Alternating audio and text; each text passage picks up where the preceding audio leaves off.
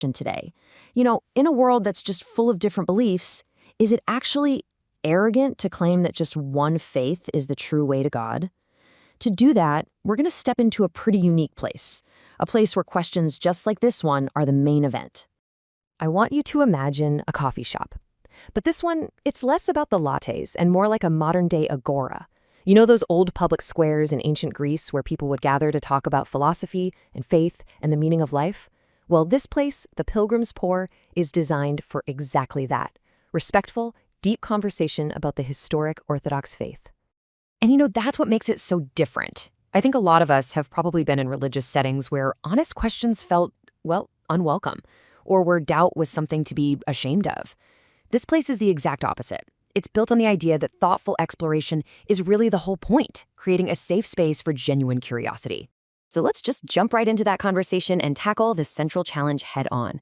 It's a question you hear all the time, right? With thousands of religions all throughout history, why in the world would anyone believe their one particular path is the right one? This is the absolute core issue for our explainer today. Is it just hubris, a kind of profound arrogance, to believe Christianity is the true way? Now, let's be clear. The goal here isn't to condemn anybody else's beliefs. It's to genuinely understand the Orthodox Christian perspective on truth itself. And this number, this really gets to the heart of why the question feels so powerful today. We're talking over 40,000 Christian denominations around the world. So you can see how the claim to be the one true faith can seem not just arrogant, but frankly, a little absurd. This fragmentation makes that whole question of truth feel even more urgent. To really understand the Christian claim, we actually have to start on some common ground. And that common ground is this universal human search for God. Think about it. Across every culture, every continent, and every single period of history, people have built temples, developed rituals, and sought the divine.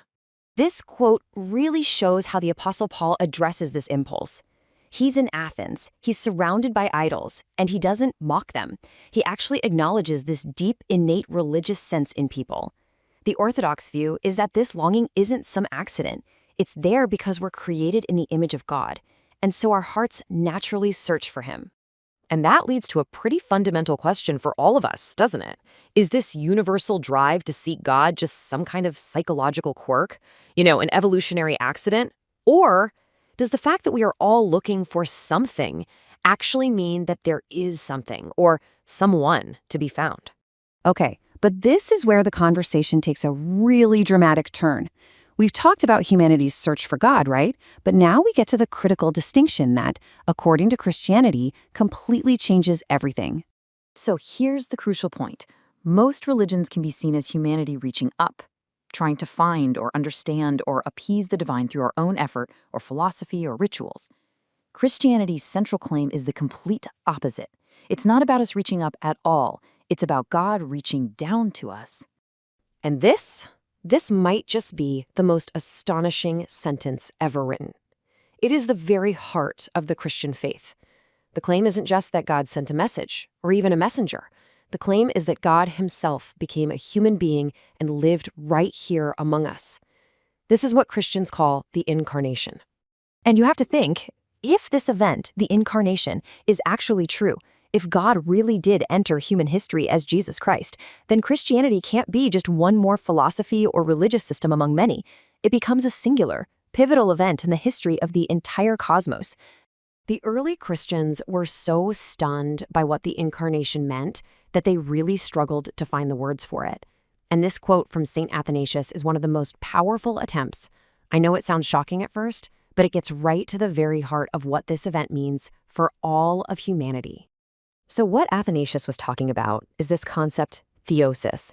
Now, this doesn't mean we replace God or become little gods ourselves, not at all. It means we're invited to participate in the very life of God. And in this view, salvation isn't just about being forgiven. It's about being fundamentally transformed and brought into this incredible communion with our Creator. So okay, we have this incredible, mind-bending theological claim, but how can we know it's anything more than just a beautiful story?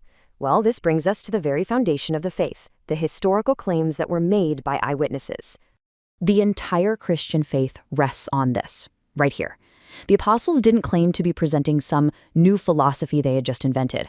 Their whole message was based on a historical event they insisted they had witnessed with their own eyes: the resurrection of Jesus Christ from the dead. And we really have to consider the historical weight of their testimony. I mean, they proclaimed this message in the face of intense persecution. Most of them were executed for their belief. Think about that. People will die for what they believe is true, but they very rarely die for something they know they just made up. And on top of the apostles' testimony, you have the words of Christ himself. This isn't a gentle suggestion. It's an exclusive claim that absolutely forces a decision. If he was telling the truth, well, it changes everything. If he was wrong, the entire faith just collapses. There really is no middle ground. Which brings us all the way back to where we started. With all of this in mind, let's look again at that charge of arrogance. Is believing this claim truly an act of hubris, or is there maybe another way to see it? And this brings us to the final reframe. The Christian claim isn't a boast about human achievement, like, hey, look at the brilliant truth we discovered. Instead, it's an announcement of a divine rescue mission. It's not about our discovery, it's about God's revelation. This question from St. Paul gets to the very heart of humility. If the Christian faith is true, then it's a gift. It's something that was received, not earned or created by us. And if you've been given a life-saving gift, is it really arrogant to share it, or is it an act of love? So you see, in the end, the question isn't really which religion is best, or are all paths equal? The conversation ultimately boils down to the single, pivotal, historical question: did God actually enter human history and reveal himself in the person of Jesus Christ? And if the answer to that question is yes, well, then believing it isn't an act of arrogance. It's an act of recognition. It's looking up and finally seeing the one who, according to the Christian faith, crossed the entire cosmos not to be served, but to find us.